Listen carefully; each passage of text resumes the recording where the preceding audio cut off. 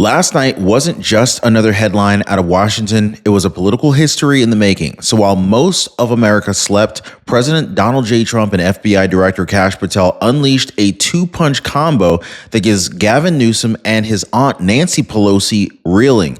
So we're talking about a surgical FBI purge of the very operatives who shielded them for years, and a brand new Trump-ordered U.S. Census that could strip California, New York, and Illinois of dozens of congressional seats and billions in federal funding, all by removing illegal immigrants from the count once and for all. Now, this is not just politics. This is the end game for the old guard power structure. Nancy Pelosi and Gavin Newsom, they have spent decades playing the rules for thee, but not for me game, if you know what I mean. Now, overnight, the rules have just changed, and they can't just change them back. But here's the question that's going to divide this country even more.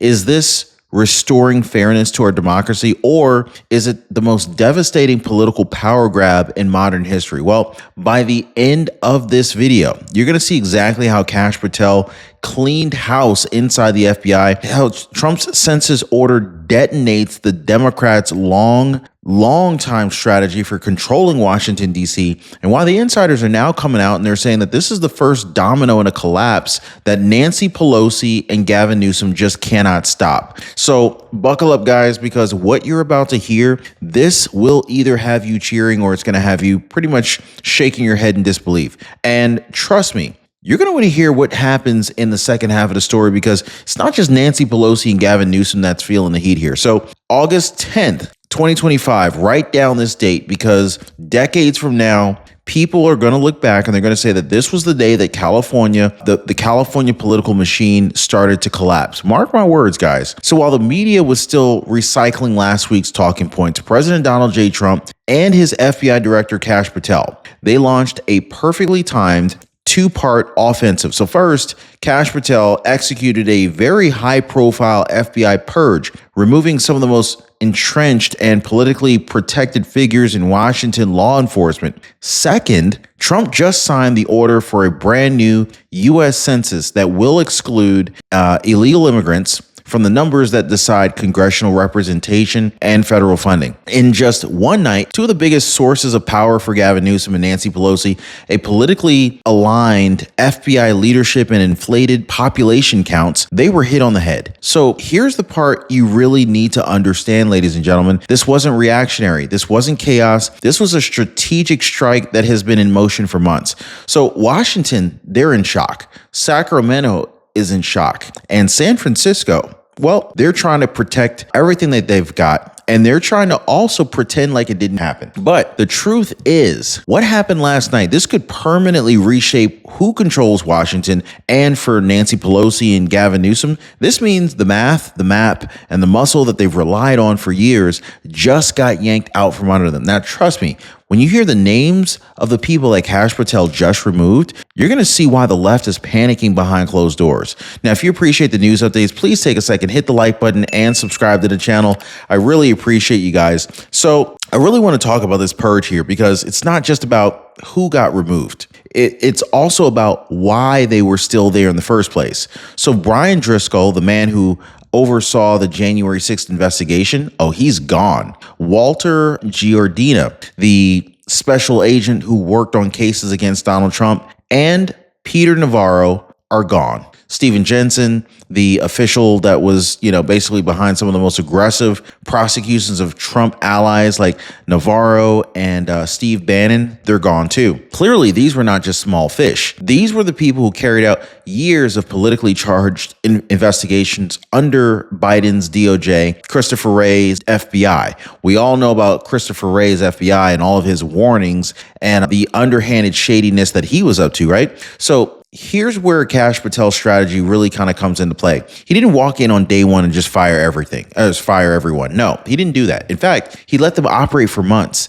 keeping them very close, studying their networks, collecting information from them while they were just kind of thinking that they were getting away and that they were going under the radar, flying under the radar undetected. Kash Patel was actually watching them rather closely. So only when he had everything that he needed to dismantle their influence, in one clean sweep, he did the act. And this is not just cleaning house, guys. This is neutralizing a threat. And so now some are going to scream political purge. Others are going to call it long overdue accountability. Now, you let me know what you think it is. But here's the real question. When the people tasked with protecting justice use that power to target political opponents, how long do you let them stay? I mean, really, right? And so if you think that the FBI shakeup was the big blow, wait until you see what happens when Trump's new census and his new census order drops the hammer on the Democrats' biggest political advantage. Now, if you have parents, maybe even grandparents, maybe even older neighbors or church friends on Medicare, this might be the most important thing that you do for them this year. Now, I partnered with Chapter because they fight for families and they fight to keep families out of these bad plans. Sharon Bertusik, she was kicked off of Medicaid, but Chapter got her on a plan with zero premiums, zero medication costs, and a copay that dropped down from $89 all the way to $20. Huge difference. Nancy, 78 years old, she saves $600 a year. This is enough, according to her, to stay in her home. Guys, your loved ones trust you to protect them. Let's leave it at that, guys. And we need to do our part as good Samaritans to make sure that our loved ones are in good hands. So do not wait until it's too late. Give our friends at Chapter a call today. Phone number is down below. It is 909-563-8279, or visit them on the web at askchapter.org. Now, Nancy Pelosi and Gavin Newsom, they've spent years portraying themselves as the last line of defense for democracy, right? Anybody believe those guys? Let me know what you think. So they've stood on stages, they've wagged their fingers and, warned about the so-called dangers of Donald Trump. Some people say that they're full of it. What do y'all think? Well, behind the speeches and the slogans, their political dominance has really relied on two things. Number one, a justice system that was tilted in their favor, and two, population numbers padded by millions of immigrants. And so that second point is really the quiet secret of their machine. More bodies counted in the census means more House seats, more electoral votes, and billions more in funding. It's really the backbone of California's clout in Washington. Now, without those numbers, California's influence shrinks, federal funding shrinks, and for Nancy Pelosi and Gavin Newsom, that's not just a political inconvenience. That is actually the beginning of the end for their grip on power, and they know that. Their staff knows it, and if you think that the internal panic is bad now, wait until you see the numbers starting to roll in from Trump's new census, all right? So here is the game changer, guys. President Trump just ordered a new U.S. census that will count only citizens and legal residents for congressional appointment and federal funding. Now, let me go ahead and spell out exactly what this means. I'm talking about states like California, New York, Illinois. They could lose multiple House seats instantly, okay? They could lose billions of dollars in federal money that is being flowed into their budgets and has been flowing into their budgets for decades, okay? And that permanent majority strategy that Democrats have been clinging on to, it evaporates overnight. So here's really where the tension hits. So one side says, oh, this is restoring fairness, right? Only citizens should determine political power in America. But the other side says this is disenfranchising immigrant communities and weaponizing the census for political gain. So ask yourself this, though, okay? You've already heard both sides. Should a citizen in Texas or Florida have the same weight in Congress as a citizen in California who's riding on inflated numbers padded by non-citizens? Is that really democracy? Or is it more like manipulation dressed up as compassion? I'll tell you what, either way, this move forces a reckoning. The math really doesn't lie. And for Nancy Pelosi and Gavin Newsom, the math is about to turn against them in a way that they just cannot spin. Legislate, or they can't even gerrymander their way out of this one, okay? So here's the real kicker. This is their reaction to this census bombshell. This is really where the hypocrisy starts to kind of spill out into the open. So because while they're over here screaming about protecting democracy, they're quietly rewriting the rules in their own backyard to try and save themselves. So here's where it gets downright shameless. Gavin Newsom, he's been on TV blasting Texas for their legal redistricting moves, calling it an assault on democracy and a threat to free and fair elections. Kind of sounds noble, right?